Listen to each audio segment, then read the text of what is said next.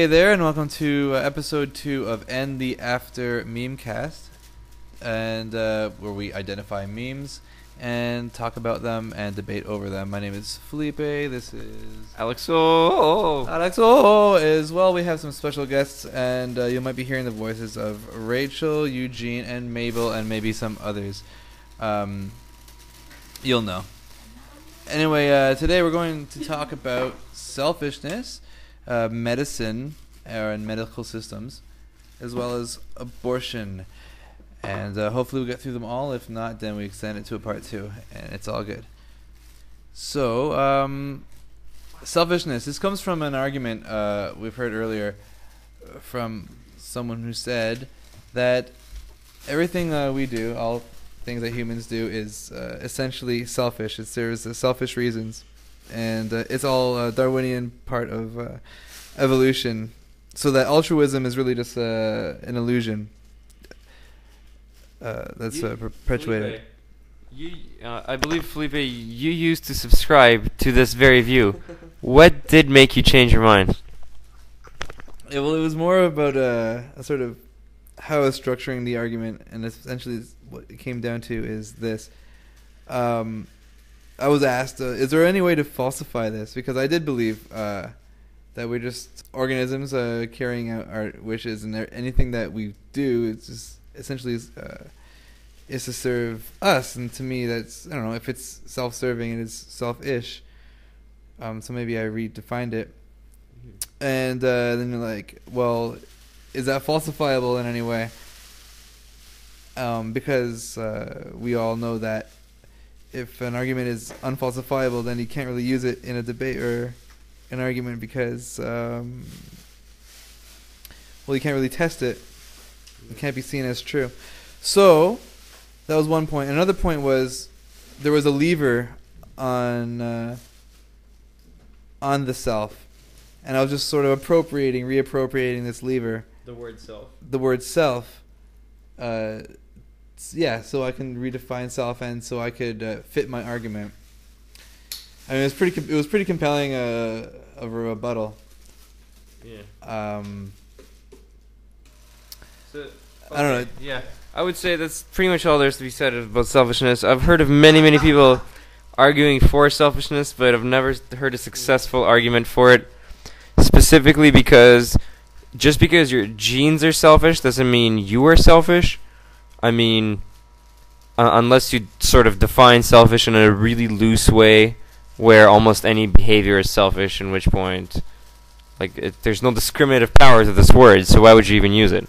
Yeah, I see the whole thing of saying that people are selfish because typically, even if we're doing something that's good for other people, like, I don't know, I might make a huge donation, or I might volunteer to clean up the environment. I might do something that seems really altruistic and really helpful to other people, and it probably is. So in that sense, I'm not being entirely selfish. What I'm doing isn't entirely self-serving, but at the same time, I wouldn't do it if I didn't get something out of it, like some sort of joy or payoff of some kind. It doesn't need to be like completely about me for it to still be selfish. Well, that may be true. It's very difficult to argue that all behaviors are fundamentally selfish because you have weird things like, for example, the cuckoo bird, which infects a nest and lays its own egg, where that egg murders all the children and eventually kills the feeding host species and flies off. It's very difficult to say that the bird which is getting exploited is acting selfishly. Or the same thing with the caterpillar, where the wasp plants its eggs in the caterpillar, and the caterpillar just sort of is eaten from the inside out and then releases new wasp babies. It's very difficult to say that these are selfish activities on the part of the hosts. So then you have to acknowledge that either A, at least there are some activities out there which are definitely not selfish, or B, that your definition of selfishness is so elastic so as to include just like consumption for the purpose of reproduction of a parasite. And if that's selfish, then like, what does this word even mean anymore? taking an action that benefits you that harms other people at the cost of other people. That's selfishness. When you're doing an action that benefits everybody, like this argument that says everything is selfish cannot be true, because the world is not zero sum, because everybody can simultaneously benefit from some activity. Like, for example, free trade simultaneously benefits everybody because different things have different costs to us. So if everybody is simultaneously benefiting from this action, how can you call this a selfish action? The intention of the action can be selfish. Like, we do these great things to make ourselves happy. And I wanted to come back to your example of the cuckoo bird who is taken advantage of. Does this mother bird who's feeding these renegade eggs, or feeding these new chicks, does it know? Is it aware that this is an intruder chick? Yeah, I guess the argument you're trying to make there is you're saying, well, if it's not aware, then it's not really selfish. Yeah. But at the same time, though, you make the argument that you might have a superficially altruistic means for doing something, but subconsciously you're not aware of your true selfish motives. So if not being aware of it disqualifies it from being a valid, feeling, then in the same sense, you can't say I'm selfish subconsciously, but you're right. I'm not aware of that. Actually, that was sort of a trick. Either way you answer that, it would have led to this. Is there something you wanted to... Yeah, but like either way, whether you're aware that you are or not, you're still acting selfishly because you're acting in ways that preserve yourself. So like it's not. It depends on how you define selfish, I guess. Because I would say selfish is the opposite of selfless, meaning not giving yourself any thought, right? Like if you're selfless, you don't put yourself in there, and I don't think it's possible to be selfless because you're always going to consider yourself when you consider anything, right? When you consider any action you take. I would say that I think that suicide is a selfish action. No, I'm talking about like politically motivated. Yeah, no matter how it is, I think that there's something selfish that comes out of it.